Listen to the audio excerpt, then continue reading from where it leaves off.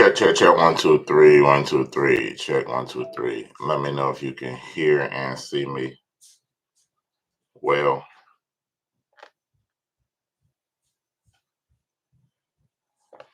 Let me know if you can hear and see me well.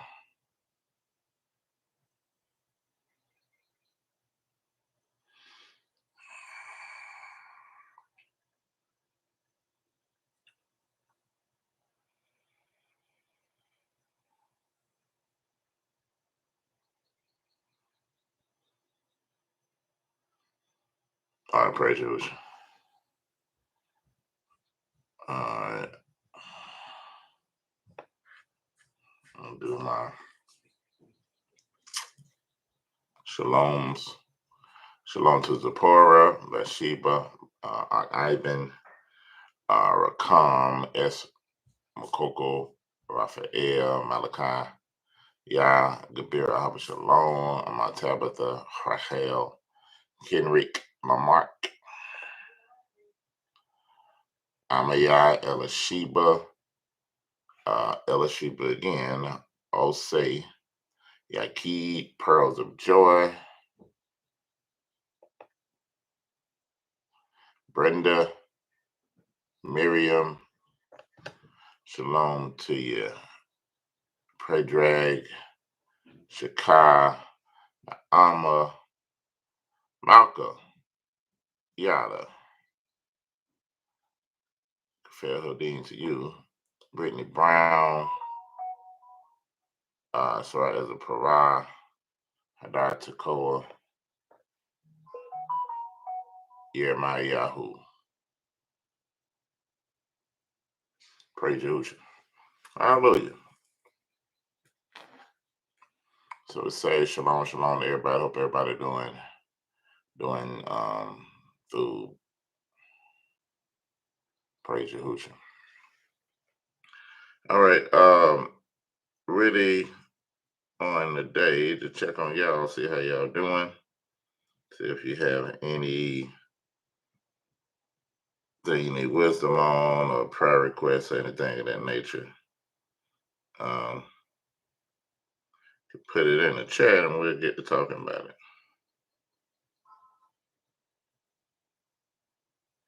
And we'll get to talking about it.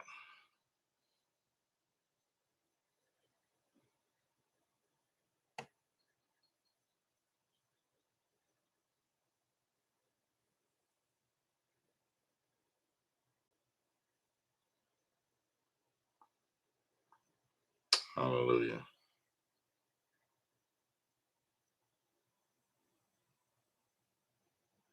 Hallelujah.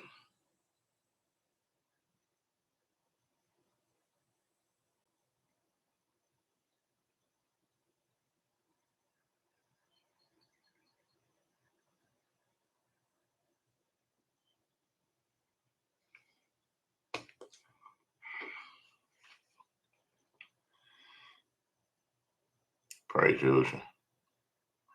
All right.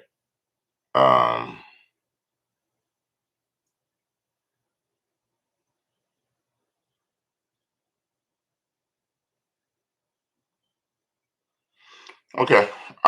Since y'all ain't putting nothing in there right now, let me ask you, what are some of the known things that you know you have to overcome within yourself? Because we done came out of the spring. Well, almost. We got Shavuot coming up, June 15th. But you have to be focusing on yourself. And I can't say that enough for everybody to turn within themselves to focus on the things that you have to do to become a better you. Right. And that's one thing that even with leaders, sometimes we get blinded by because we got so much work to do and things that we got to get done. Or things dealing with the people, or either even from the people perspective. Just you as an individual, You have to take inventory upon yourself. Like Shaul says, examine yourself to see what you in the imonah. So make sure that your spirit, soul, and your body is be able to be presented blameless before Yahuwah. So with that being said, when the last time you did inventory of you, of your soul, of the way you're thinking? But sometimes you have to pause. Something that an old elder woman told me before, and I ain't never forgot that. Yeah, she said you have to learn to start thinking about what you're thinking about, because every thought that you have has a destination and an end goal that it's trying to take you to. And if you're not actually taking inventory of what you're thinking about and what you're processing, to understand, how do I process things? What's my system? What does my mind connect to when I'm processing, when I'm thinking about something, when something is heavily on my mind? Does my mind connect to fears? And then what are those fears connected to? Is it connected to some type of trauma? Is it connected to some specific thing that happened or didn't happen for me? Um, is the way I process information or other people's intentions, is it built off my insecurities?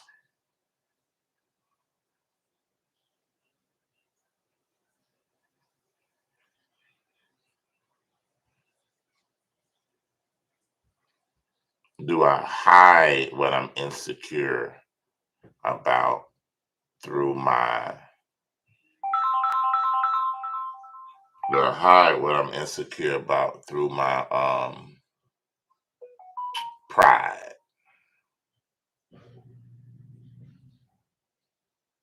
Do I get others involved with my insecurities, as far as in the sense where I got an issue with somebody and I sell my story in a way that I look like a victim when it's really fears that I didn't have for years?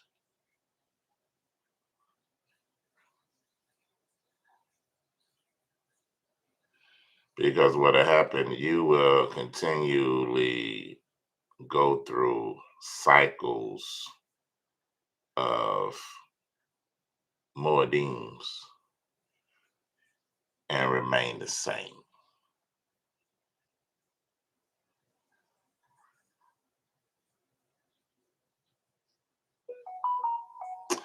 You will remain the same. Now, the trickery part of it is, and I know it's gonna sound weird, you'll grow spiritually, but still remains the same. And I know that sounds like a contradiction, but it's the truth. You'll grow more knowledge of the word. You'll grow in this new insight. You'll grow in a new revelation. You'll grow in a new understanding, right? And you'll walk in that understanding until it runs out, because it has no foundation and real basis in you. So everything is with you. It's like pouring oil on the surface. It'll get the oil will drench. Like if I say, if I pour oil on this phone, it'll be on the phone, right? And it'll rest on the phone. But after a while, over time, that oil will dry out and it'll be back to the phone again. Or it has to go in a container to remain. So we grow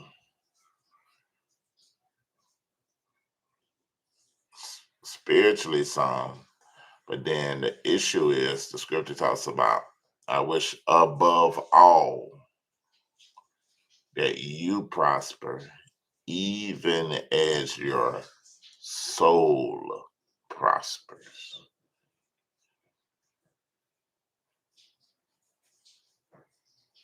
Because this is how you are able to see. You ever seen highly gifted and ruach people, but at the same time, they're so powerful, they spiritual, they can do all types of things, but they so insecure. Or they got such an attitude problem when you get up on them. Or they got an anger issue. And they listen, they can cast out demons, they can speak with new tongues, they can lay hands, but then they got um an issue with holding anger, causing division,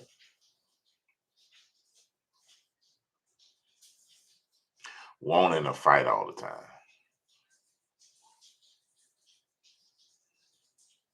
Or they'll be highly spiritual, but then at the same time they can't win the battle of the mind.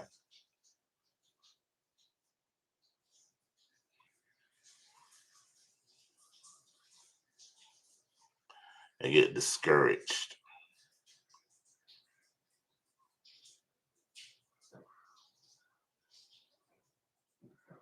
So it's like if you don't grow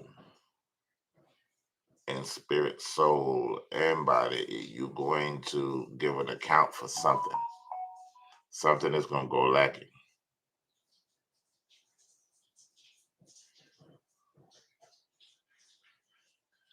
All right, so the question said, could it be that they have the spirit with them, but not in them? Now, what this is what I want us to start doing. Even with that, um, well, I said this. Sometimes, that can be the case. But you gotta remember we have different measures of ruach that's within us. And it's based on how much of that ruach we allow to be grounded and to work on the inside of us.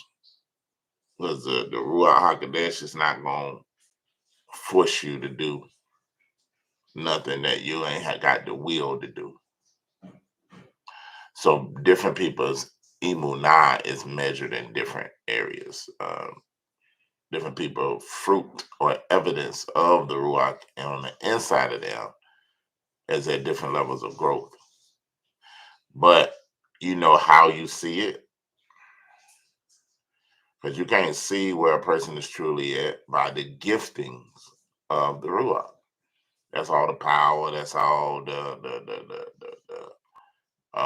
revelation, understanding, the words of prophet, word of knowledge, uh, word of wisdom, working of miracles, healings, discerning of spirits, interpretation of tongues. All of those things are giftings that flow out of an individual because of the need of the people. And Yahuwah will use a vessel in order to give the people needs so it can be met.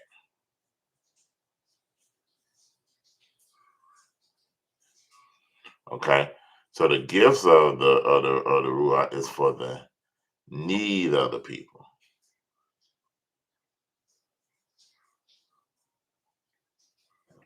But where it really where the rubber hit the road that is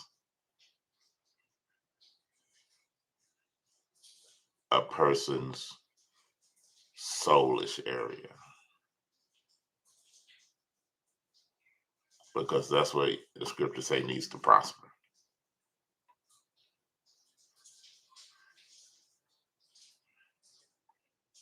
So it's important to know, okay, I need to ascend, I need to grow, I need to develop. I know that I done came out of this feast day and got such a determination to ascend to the next level.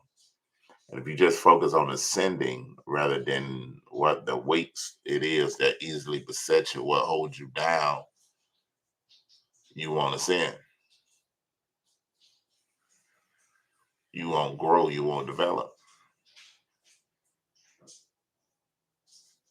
It's a difference of like pulling, like say you got a balloon or air balloon or something, whatever it is that's trying to go up in the air, and you just pulling and yanking and yanking and yanking and yanking on it, trying to get it up, to fly, give it up in the air.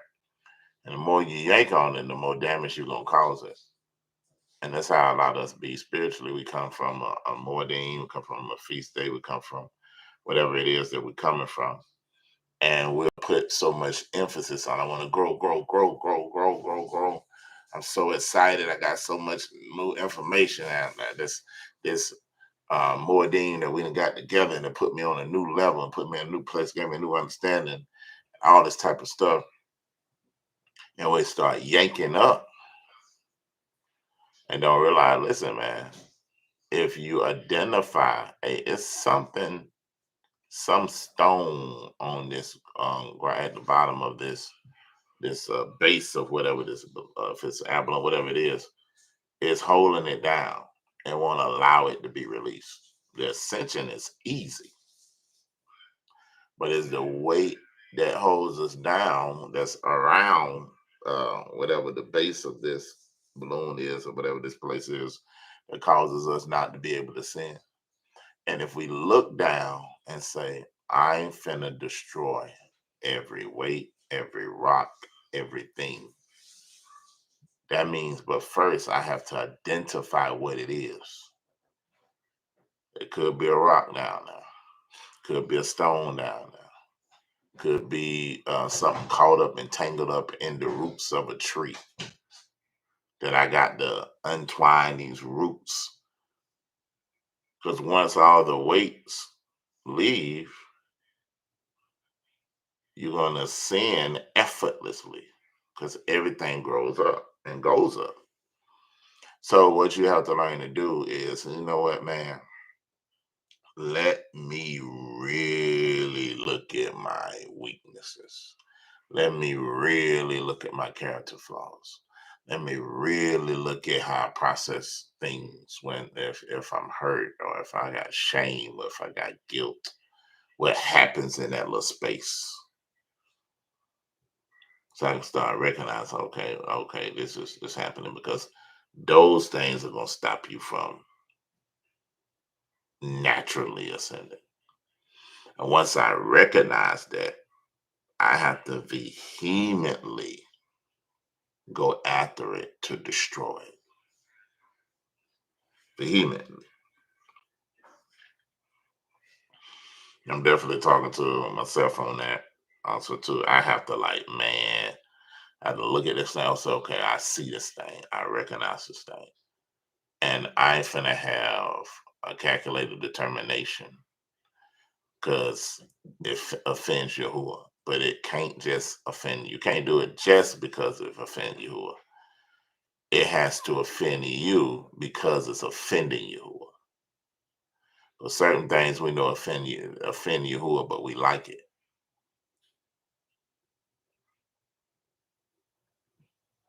Some of us like anger because it makes people afraid of you.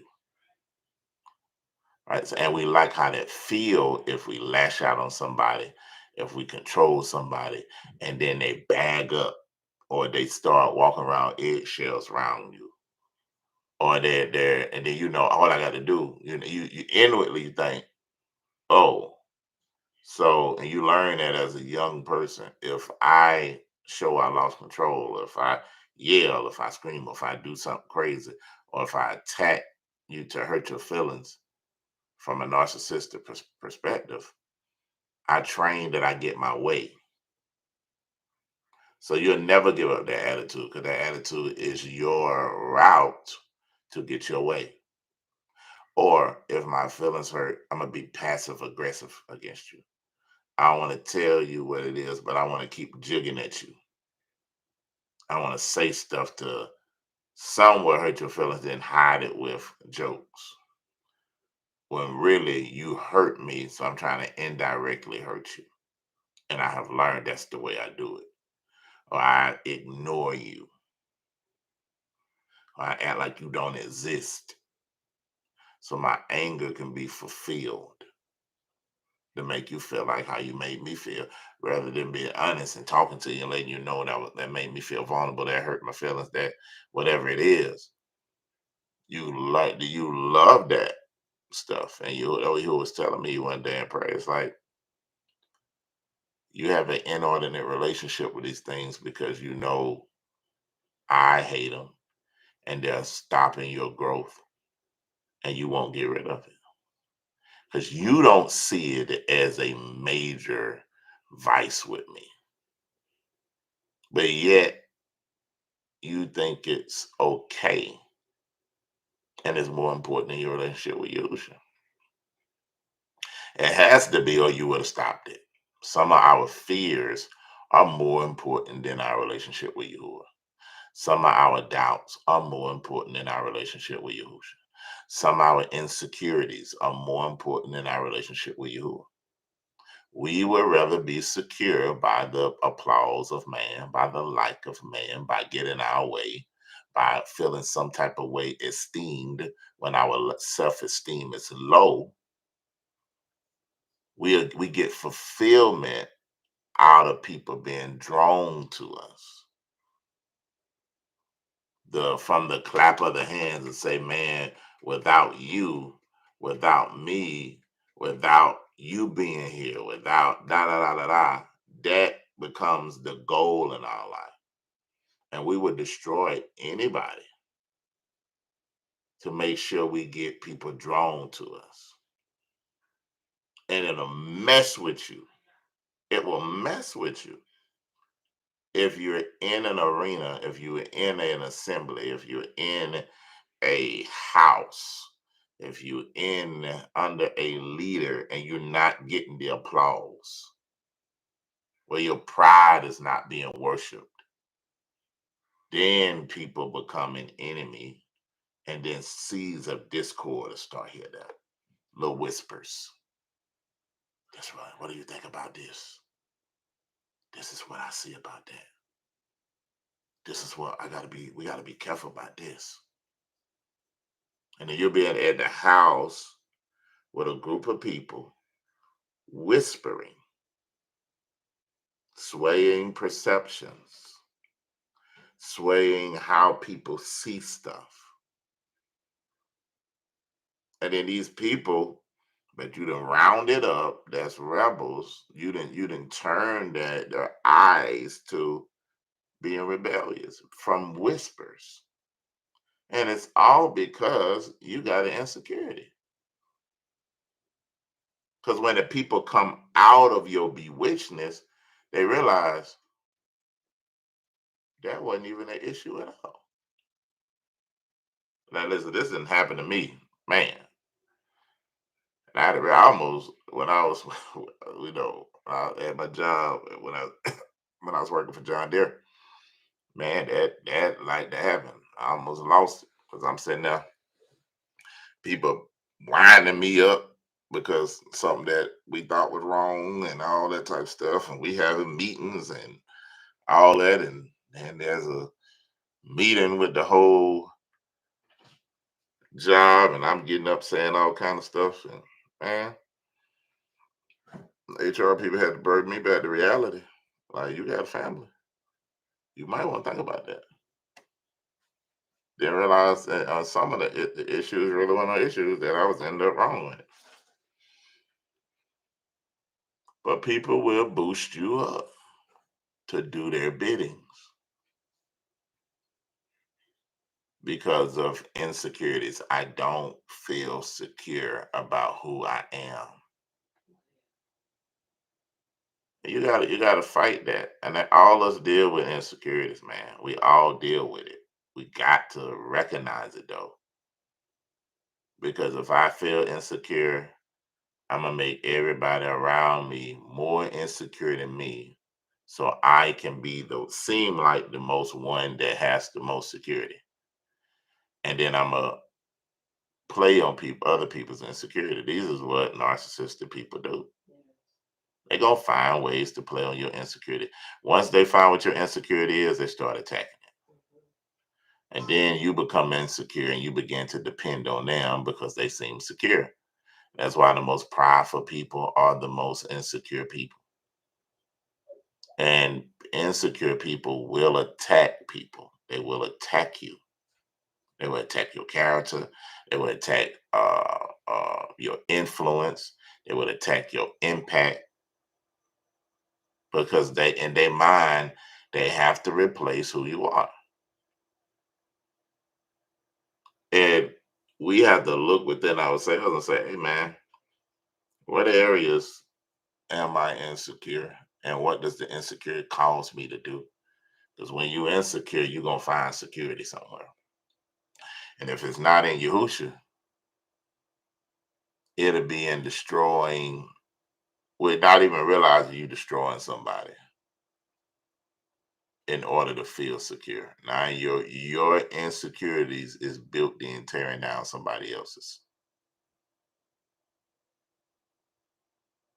Because I gotta be the chosen one. I gotta be, like it was said, I gotta be the David to this Goliath. And you'll give yourself a whole story, a whole everything. And it's all just you just insecure. Or you just fearful. Fearful. Because a lot of times when you're angry, you gotta go back and look at, okay, what am I afraid of? Because the baseline and foundation of anger is fear.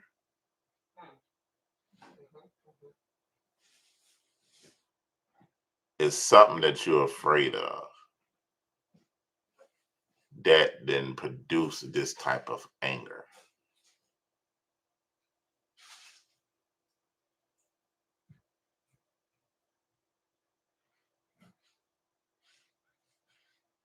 But everybody have to identify their weights.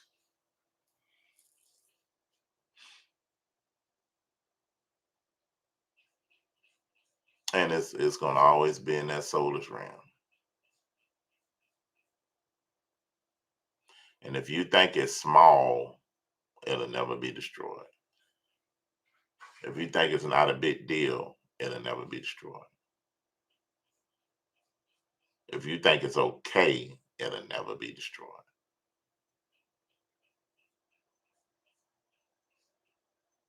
But whatever you don't destroy, it's going to destroy you. I'm telling you, whatever you don't look at and be like, man, this thing, if I don't go ahead and destroy the way I think, the way I process, my insecurities, my shame, my lack of discipline, my lack of consistency, my procrastination, my jealousy, my envy, it's going to destroy you.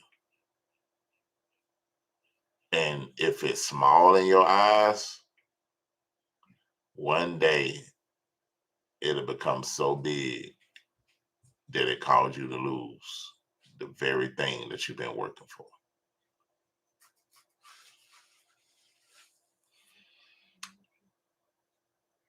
All of the competitiveness and being competitive with each other and all of that type of stuff and territorial with each other and all that type of stuff, that stuff will destroy.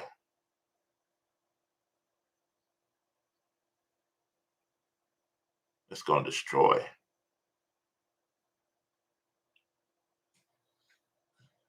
All of this is mine and all of that type of stuff. Like every good and perfect gift comes from above. So our mindset has to be, I don't own the rights like we be doing with them songs. I don't own the rights to nothing. I don't. I don't own nothing. So what can I take pride in?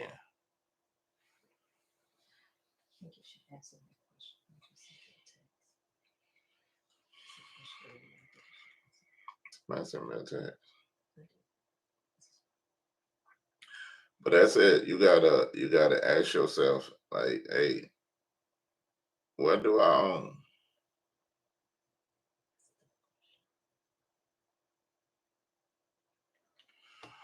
What do I own? Because whatever you own, you can have pride in that. Whatever is yours that you develop, you can have pride in that. But guess what? Everything you have is because of another. Yahuwah gave us everything. That's why Yahweh says, Yahuwah giveth and Yahuwah taketh away. Blessed be the name of Yahuwah. So I take the tool of Yahuwah with, or the Tov of Yahuwah with Dr. Raw, with Dr. Bad.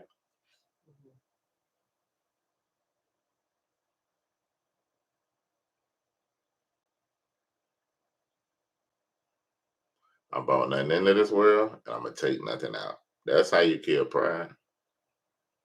I don't care how much you might see me function ruacally. You might see Chief Yahushua function ruacally. We understand the gift ain't ours, it was given to us.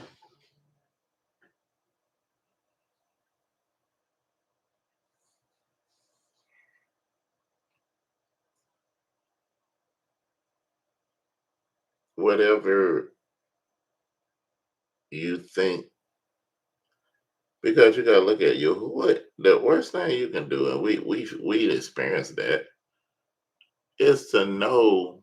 Okay, I used to feel away about certain things, but like I know Yahuwah gave that to me. I broke that down. I gave that out, and then somebody started saying it and teaching it, and then my mind ain't giving me no credit, or just even act like I didn't break that down to you, or even from a leader perspective, you didn't have a gift when I first met you, when you first came to my ministry, or chief ministry, or better way to say it, Yahushua's ministry, as it relates to what he has given us as an assignment. You was not gifted. We laid hands on you, imparted the gifts in you, and then you say that, man, I didn't had this gift for so long, even before this, and then you start getting prideful with it, right? And it's the same thing that, Hasatan done in the Shemaim. Yahuwah gave him and made. It says he was the most beautiful of all the creatures, the very beholding of creation, like and how he was built and how Yahuwah made him. Yahuwah made him and gave him every attribute, even every physical attribute that he had that was part of his beauty. And then it says, until iniquity was found in him. And we have to really admit this, because we talk about Hasatan, but all of us been little Hasatans. All of us been, if we be honest, all of us been little Lucifers. Really, think about it, because you did the same thing. You began to think it was you. And then we'll feel the same way if somebody do us like that. And I was just saying, from a leader perspective, we'll feel the same way. Or if you write a book and somebody take your book and then write a whole book about it and use all your quotes and use all the things that you done said, and then go and get like a best-selling author, you will feel a way about that. Or somebody take your song that you written, that you produce, and nobody quite heard it yet. They take your song and it go platinum. You would be angry with that. Why? Because you'll say that song was mine. That book idea was mine. Da da da was mine. When something is yours and then people uh give you kabod in a sense of they esteem you for your gift, it produces pride. It produces a wanting to, I don't care. Everybody wants somebody. Everybody want to be, listen, the whole human nature, I don't care what nobody say. Everybody want to be seen. They want to be heard. They want to be valued. It ain't nobody in this earth that don't want to be seen, don't want to be heard, don't want to be valued. I don't care if you the highest level introvert that all you want to do is stay in the house in one room. Not really. Because if not, you would if you don't want that, you will go in the woods, build you a tent, and never come out. If you're not doing that, you want to be seen, you want to be heard, you want to be valued. And then that ain't even a thing because you're gonna come out of that tent to be seen by nature. You're gonna want to you're gonna befriend some squirrels, some animals, because the human is not made to be isolated.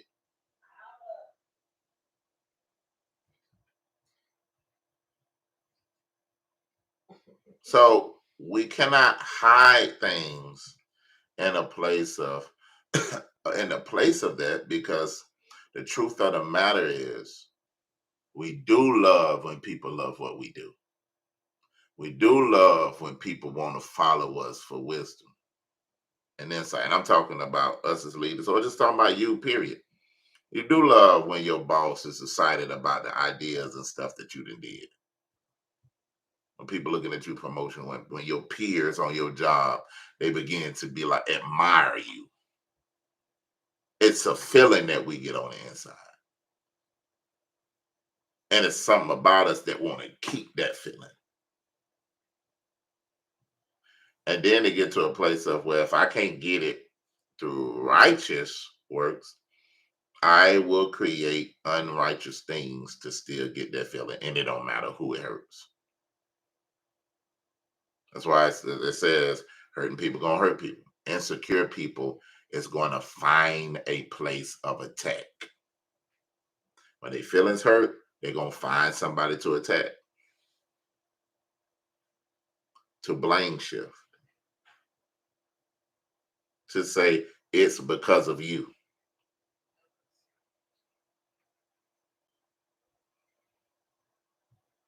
But it's okay if we know that I don't own the rights to this life. Everything I got is from you, oh, man. Don't look at me. In myself, I'm not smart. In myself, I'm not wise. In myself, I would tell you something crazy. In myself, I would do something crazy. You catch me on the wrong day, I'm going to show you how much I really don't like you. Like all that is in us. But I say it is in me.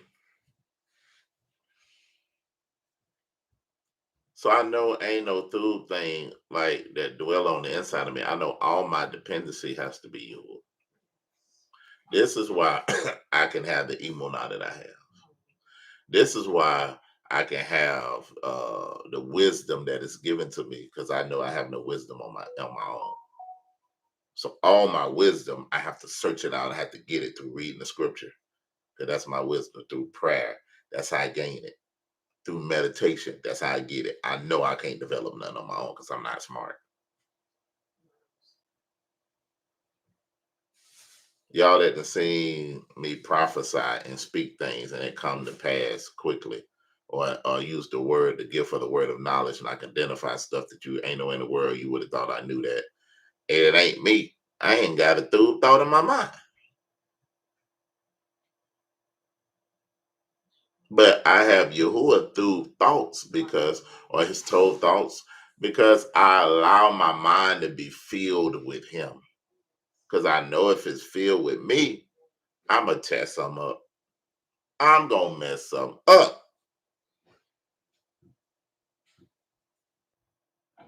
So I don't even like, people don't like for me to say I ain't smart because they love me so much. Like, you are smart. Like, that's going to hurt my feelings.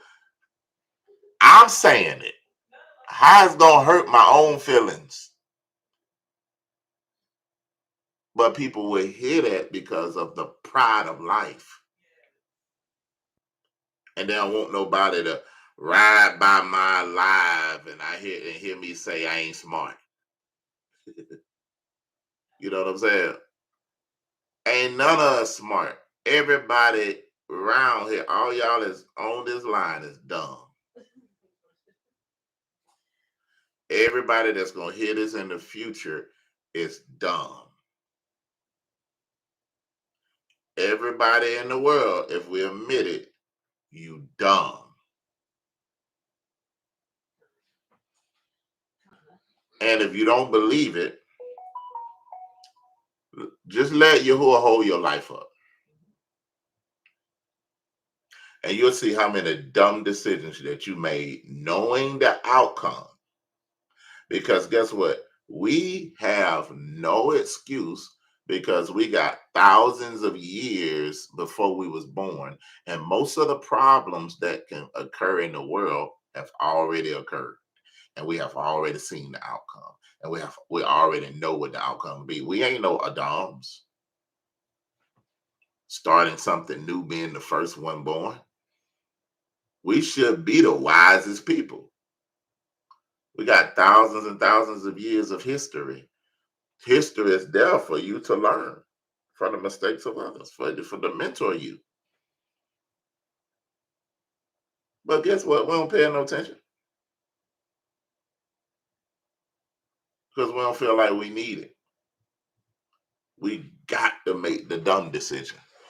We got to. There's something in us that's like, boy, I just got to do something dumb this week. I got to. I just can't wait to do something stupid. But that's what we do. We just be out here can't waiting to do something stupid, because if we really cared, we would take our time and get wisdom.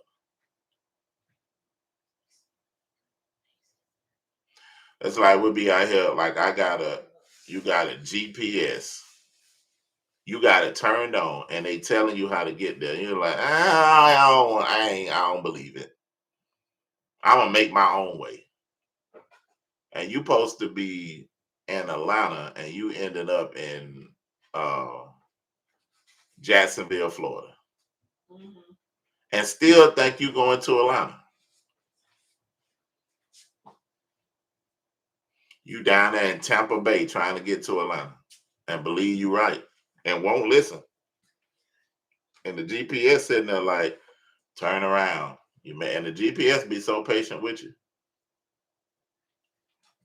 You made a right turn, but we can get back on. You know, they got all this type of word in GPS now. That's all you keep hearing. That's right. Recalculate, recalculate, recalculate, recalculate. And we'll just keep going on. Now, if you see that in the natural, somebody that's doing that and they actually still believing that they're gonna get to Atlanta. And they done came all the way down there to the Florida Seminoles. They're down there, you know, and you gonna look at that and be like, hey man, after a while you gonna say, hey, something wrong with that. Like that's stupid. That right there is dumb. Because at first you're gonna have compassion. It's like, man, well maybe they missed the term, and then you're gonna be like, well, maybe they like something wrong with their hearing, they can't hear. right? They ain't got their glasses on, they can't see and they can't hear. You're gonna think something wrong with their faculty. Then you're gonna go from their eyesight, like, oh, they messed up in the head. You're gonna go to all type of stuff that they got wrong with their mind. And all that is compassion. Then after a while, you gonna get mad with watching it and you're gonna call them, hey, they just stupid. This don't make no sense. That's what you gonna say. And this is how you all gotta sit here and look at that. It's how you gotta see it, sit here and look at you throughout your ages. Boy, you was like this, you recalculating in your 20s. You recalculate now, you got in your 30s. Boy, you done got in your 40s and you still recalculate. You 50 and still recalculating. You 60, you 70.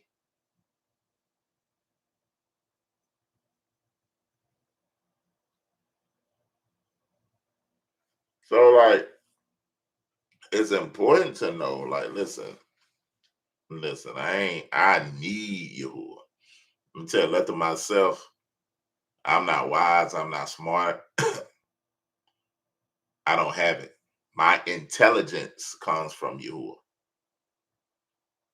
my wisdom, my insight. That way, this is how you keep yourself from being prideful. Because pride means it's mine. I created it. I own it. I develop it.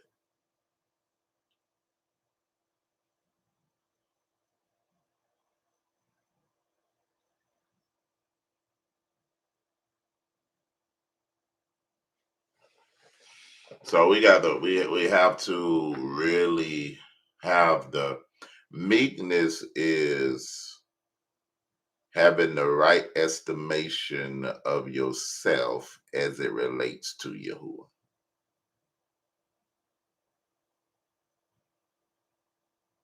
I know the distance between me and him,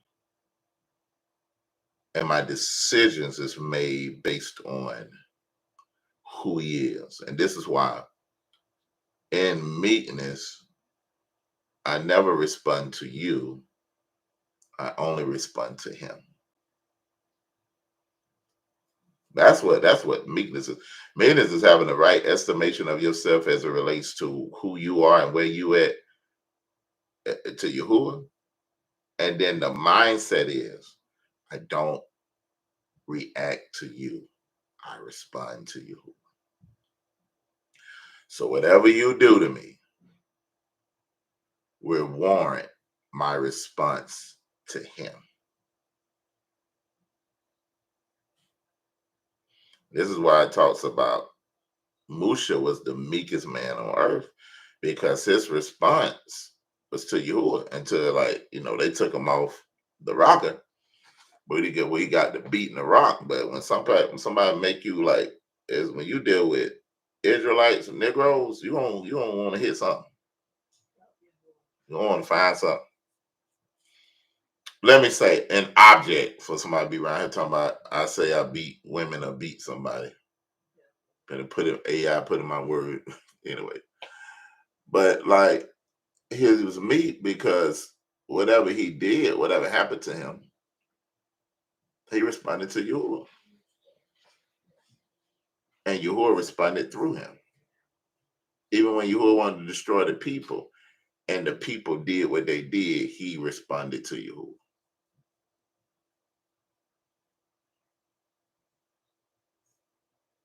When Miriam did what he did, he responded to Yahuwah. When Aaron did what he did, he responded to Yahuwah. When the Israelites said so much stuff against him, he still responded to Yahuwah. And that ain't easy because Negroes make you want to fight. And it's hard.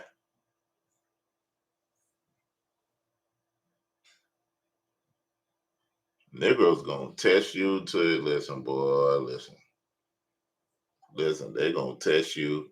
And no matter what you do, boy, they listen, they man, just make you wanna mm, you know. But I'm still learning that because I'm listen. I know my name is Ballet Musha, but I ain't meek as him. No, I'm trying. Because I'll never tell you who will take my name out the book of life for these people. Uh-uh. When Yahuwah says that I kill them all and start one out of you, I'll be like, you a Lord. If you think that need to be done, hey, do it. I'm in this day. Keep me, Yahuwah.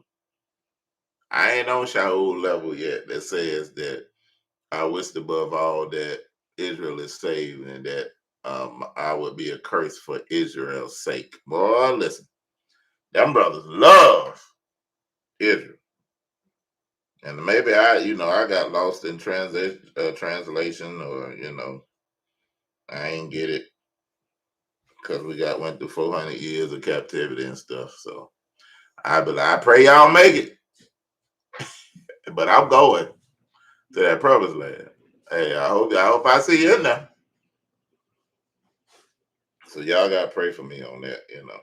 I'm still working through my 400 years, but I try to be meek. I try to be meek as I can. Sometimes I'm working on it,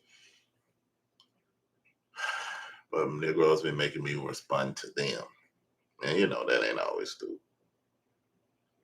But um, you gotta know.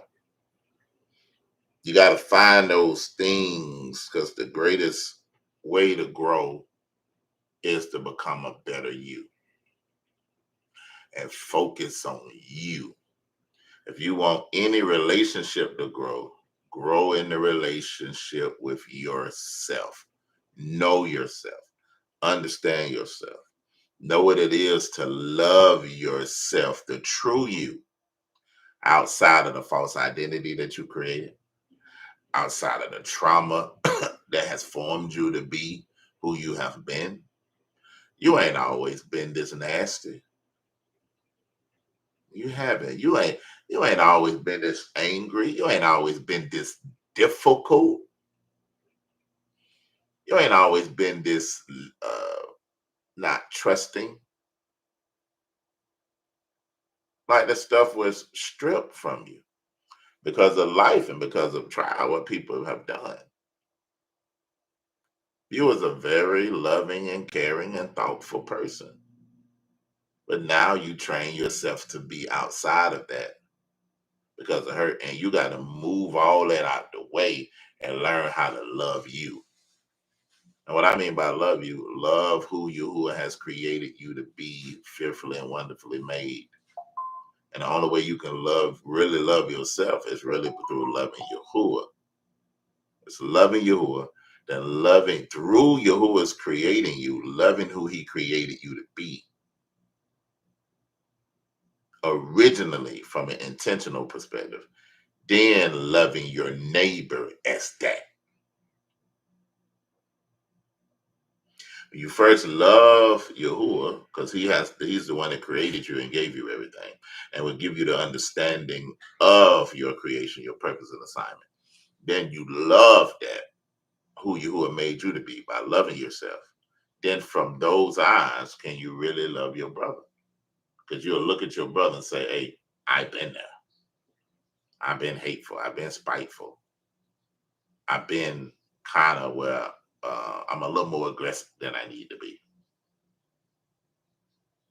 I have a lack of patience. I ain't as trustworthy. Well, not trustworthy, but I ain't as trustful of people. I done been there, right? We all got them struggles, man. But you can move all that out the way and look beyond their flesh and see they roar, you know? All right. Let's see. Let me see what some of y'all done put in here.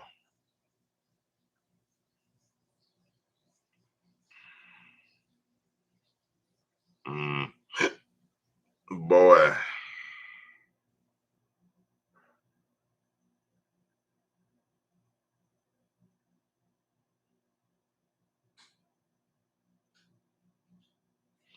All right, let's see what we got here.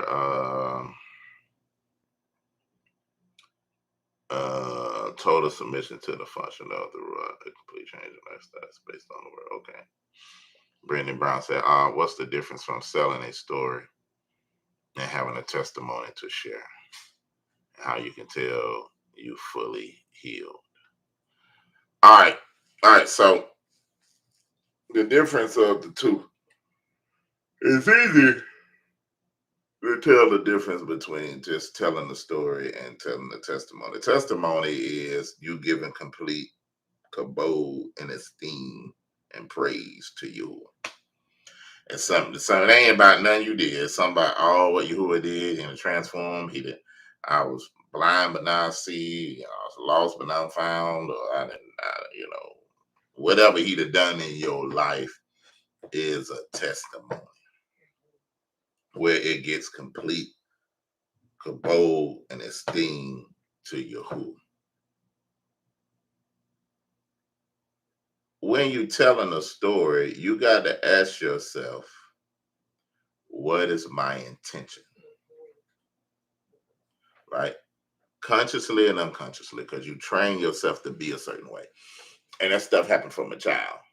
When you train yourself to sell a story based off of you're winning a goal at the end that puts you in a place to receive what you desire to receive, even if you're not worthy of receiving that, right? Um, because you can tell a story in such a way that your goal is to warrant a reaction. You make people reactionary, right? You're pushing because you want to um, strike something in somebody so you can get a certain response that covers you, right? You want to get a response. So that's why I like the power of suggestion is dangerous because people will play on people that love you. And I've had people do that all the time growing up, all that type of stuff. You will say something in a way where it saves you and put another person at fault. Or your intention is to incite fear, your intention is to incite control, or if you know somebody has a issue with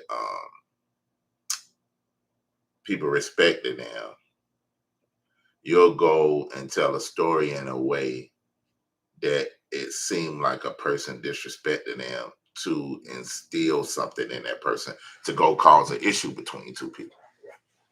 Right? So the goal of telling a story is like if I'm telling you something, that's why I tell people what factually happened. And what I mean by factually, tell me exactly what happened. Give me the exact words. Because if you say interpret, sometimes people will say certain things, they might be upset and they'll say certain things, and it's based on how they heard it. And this is why you can, and we do it all the time. I could be teaching. It's been plenty of times, many of times. I was teaching, or Chief Yahushua will be teaching, and it'll be a group of people, and people will hear different things. And then you go, some people get offended by what you said, and they'll come to you and it's like, man, why did you say this and you said that? And you be like, mm, I didn't say that at all. You'd be like, they be like, no, you did say that. And I have to be like, okay, well, let me play the video so you can hear my exact words. So there'll be no question because people hear based off their trauma, based off their pain, based off their advantage. And with women, it's a little different because they hear off how something make them feel rather than what is said. So then the conversation, and I had people like really challenge me, like, no, I know you said that. But it's really this thing reminded them of somebody. and they have live experiences in their soul. And what happens is when something remind them of something traumatic or a person that was a certain way, they'll go to this live experience and replace that person with you. And they'll hear something different. And so this is why it's important. Like I'm a stickler on, okay, was this really said? Did they really say those actual words? Let's take all the being upset and that stuff out the way. So move all this stuff to the side. Let's see what was actually spoken or what was actually done.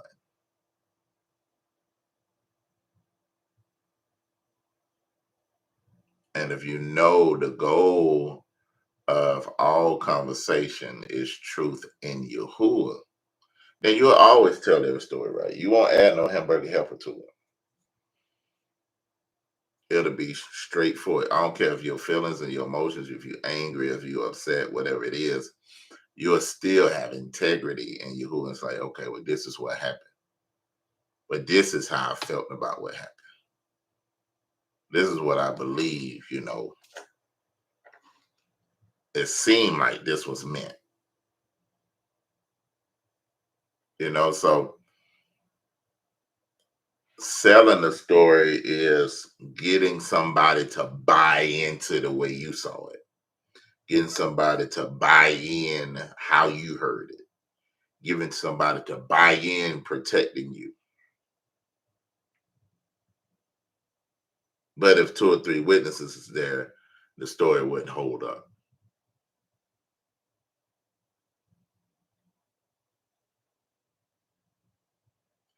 How can you tell if you fully healed? The beauty of telling if you fully healed is to realize that you won't be fully healed. And this is what I mean by that. Because I know that seems like a contradictory statement. And some crazy people can take that and be like, well, see, I ain't no healing. No, to realize that healing is not a destination. I mean, yeah, it's a journey. I know my process of healing is going to happen until I die because there's so many parts that we have taken in our 20, 30, 40, 60, 70 years that we can spend a lifetime of healing from different things that we didn't experience and put in us. So when I realized that healing is a journey, I began to realize it's going to be something else that you will show me by myself, and praise you when you show it to me. Praise Yahuwah when I need and when I got some more deliverance. Man, everything now, like Chief was speaking on before, should be in the hidden heart where you have blindness that you just ain't noticed that or you didn't see that. And Yahuwah, boom, he showed it to you like, oh, praise Yahuwah. And it came up. I don't feel bad about that or stay in no shame about it. I like, hey man, praise Yahuwah. That wasn't a known thing that was right before my face because all my known sins and things that easily beset me, I get rid of it.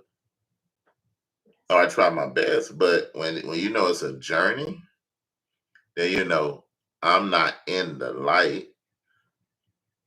I'm in the darkness where I'm continually coming into the light. I'm not 100% in the truth. Truth have came to me and it's destroying the lies that are in me. So truth search is to search for the lies within. And when you realize you're more for the lies than truth, then truth can do its purpose. But if you feel like you got all truth in you, then you won't recognize when your truth is a lie. What would you say? Isn't that healing when you no longer seeking the revenge or you seeking to look at that person? Now you're looking at what you just Say it again. I said, but that can be a healing too. When now that you see, oh, it's more truth in me that I can get, more things that I can see my error in. now the focus is not on I can't wait till something happened to you, or Right. you did me wrong. You know, you're not constantly nursing that hurt. You're Right. now saying, oh man, what can I do for you? Well, that's a healing. Right. Right. Now that's true. Y'all heard that? Just say it again. I don't know if I said what you just said. Yeah, that's it though. They said yeah, they heard it. Oh, y'all did. Mhm. I was trying to talk longer. I don't know why. But that is it, y'all. I mean, you gotta really look at you gonna die till you die. So you're gonna be dying to yourself until you leave this world. You're going to, when it comes to truth, you're going to allow the light of truth to expose all the lies in you. And the beauty of that is to realize there can always be a hidden lie somewhere.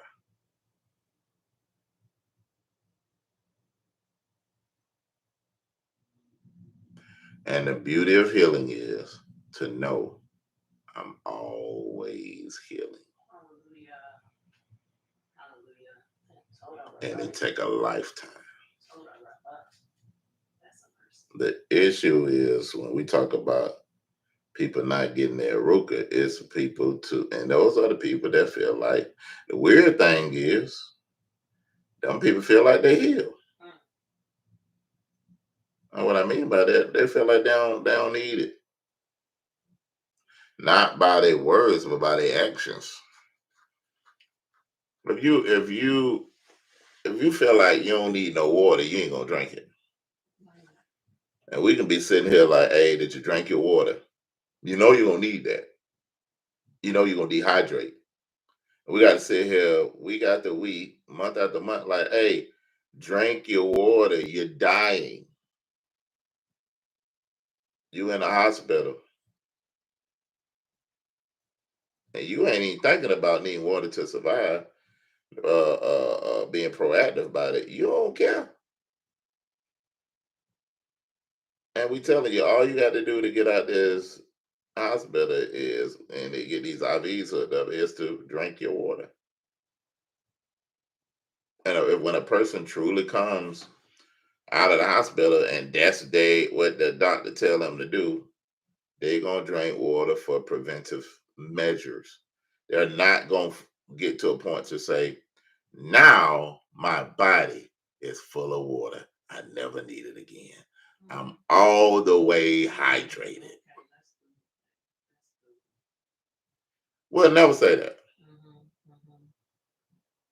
We will keep putting proactively water in our body, and then we'll know. Oh, in this season, I got to drink a whole lot of water because I want to stay what, hydrated. And healing is the same way. To stay healed, I got to be proactive in my healing. It never runs out. It's always something that can go wrong. There's always something new that can be identified.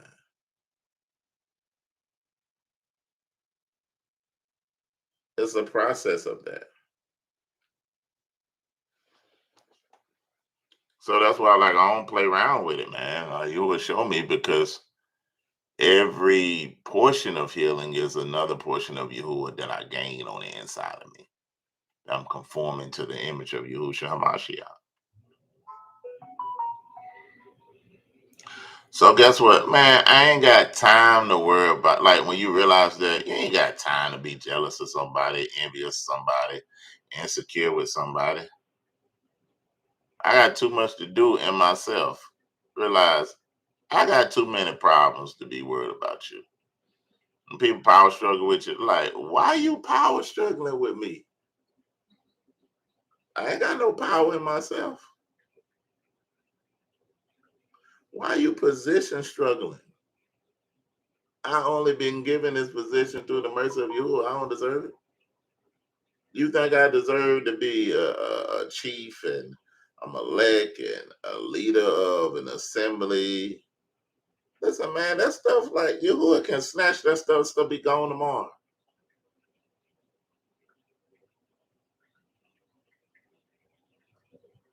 And people online be competing with influences that we don't even try to have. Hey, but all of Israel, you better tell all of Israel, and they need to bring this before it. Listen, we don't even try to state that we're looking for all the influence of the whole nation of Israel. We focus on what you will call us to do, and we do that.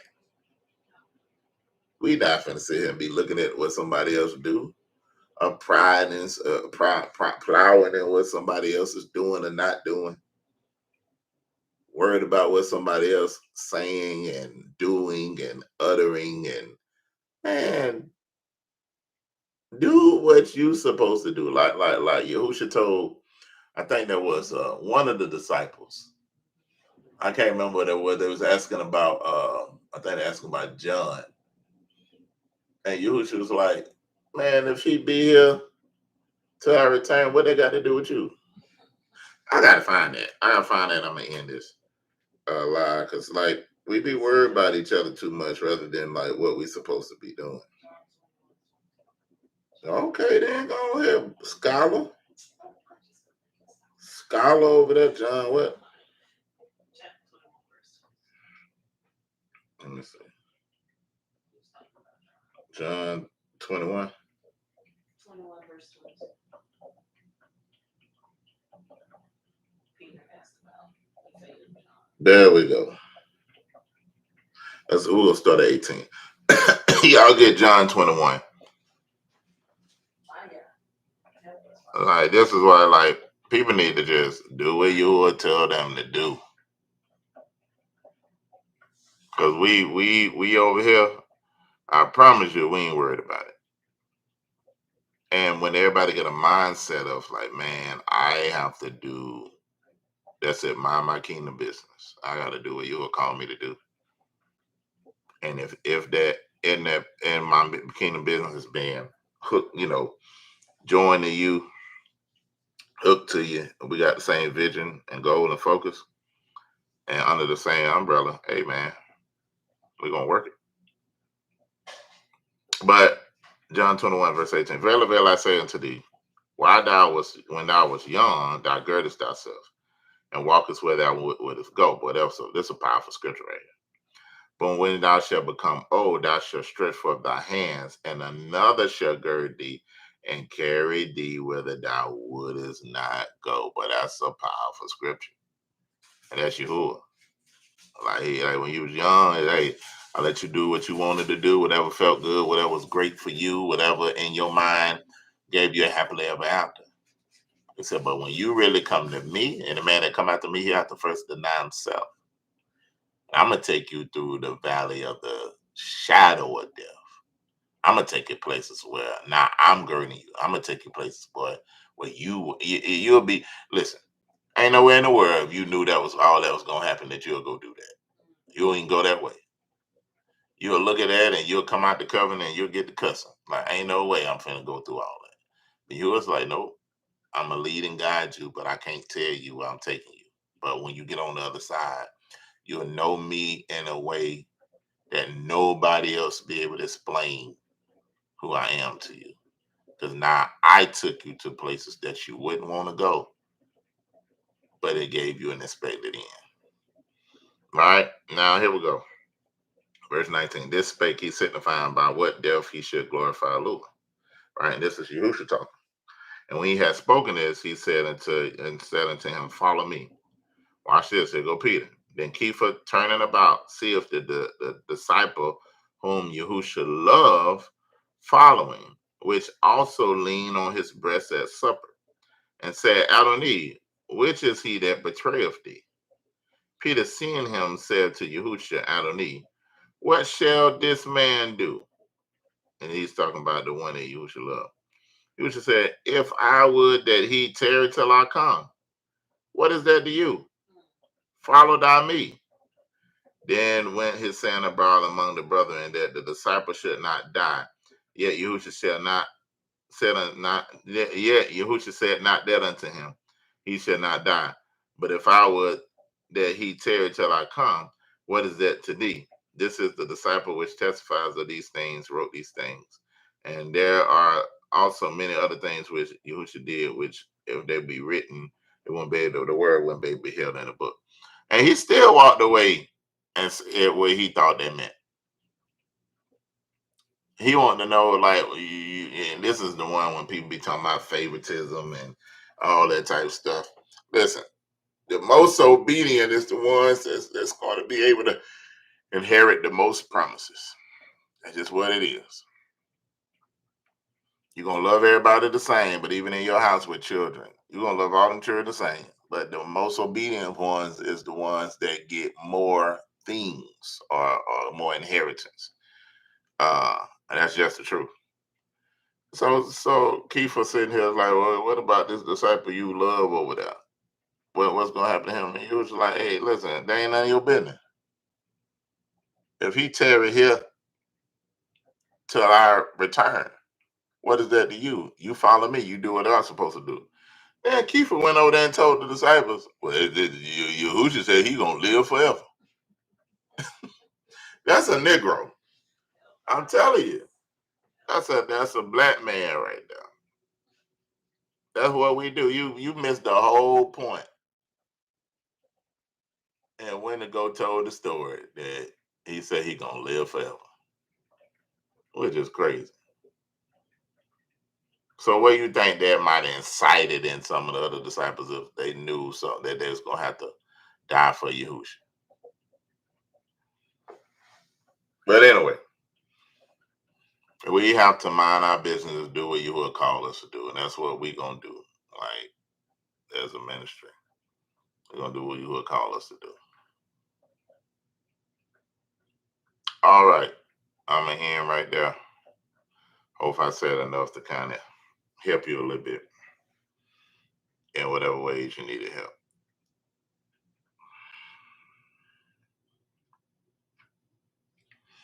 All right, got any questions while I'm on?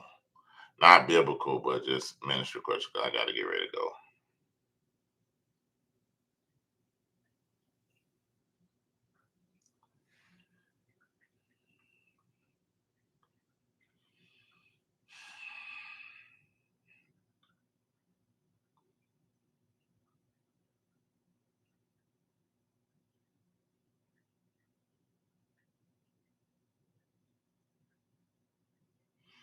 All right, it says I had trouble with mine. No, he was left behind notification, didn't receive it for some reason till the next day around noon. It's happened before. Yeah, just maybe you could reach out to um email um www.rebirthnational. Nah, that might not be it. Put the email in the chat. You can do that, but then just know we're going to be on most Wednesdays at 7 p.m. Usually me and Chief be teaching. Most Wednesdays at 7 p.m.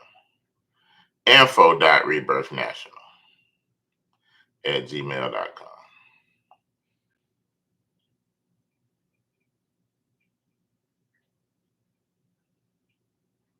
Any other thing?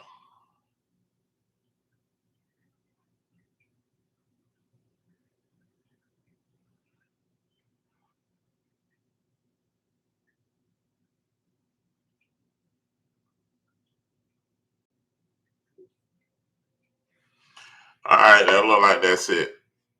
I don't know if the live stream.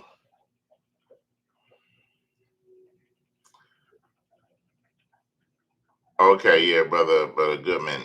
Yeah, it's going to just reach out and we'll let you know. We don't want to put that out online where it's going to be. But just reach out and we'll let you know where that's going to be at. You should be looking in your portal real soon, man. Information to come.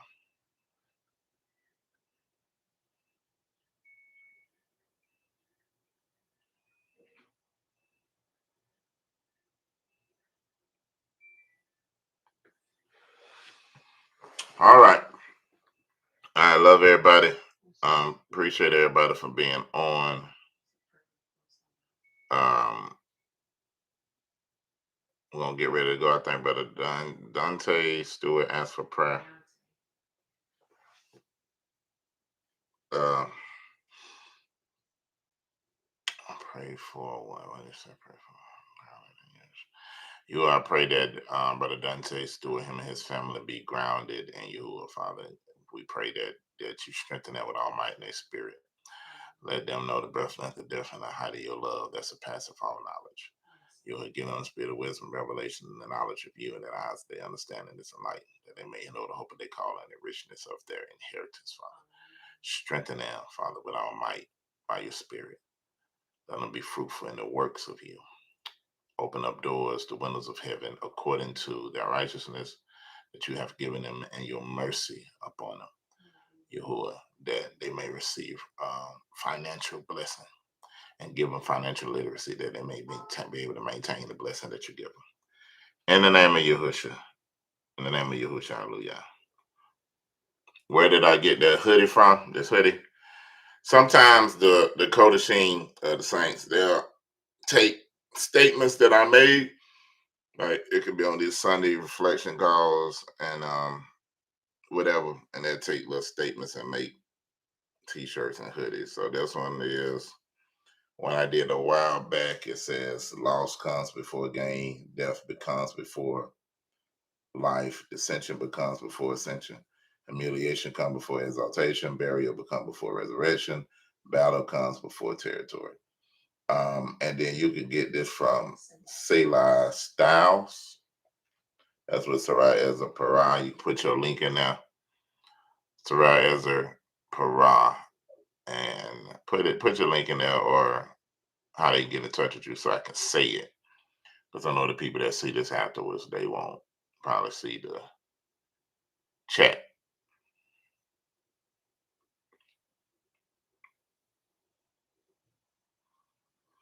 www.selah, SELAH, styles, STYLES.com. Again, www.S as in Sam, E as in egg, L as in lava, A as in apple, H as in hat, S as in Sam, T as in Tom, Y as in yellow, L as in llama, E as in egg, S as in Sam.com. All right, check it out. All right, I'm out. I love y'all, and we're gonna say Bishop Lakam La Shalom to everybody, and hope you have a great rest of your day. All right.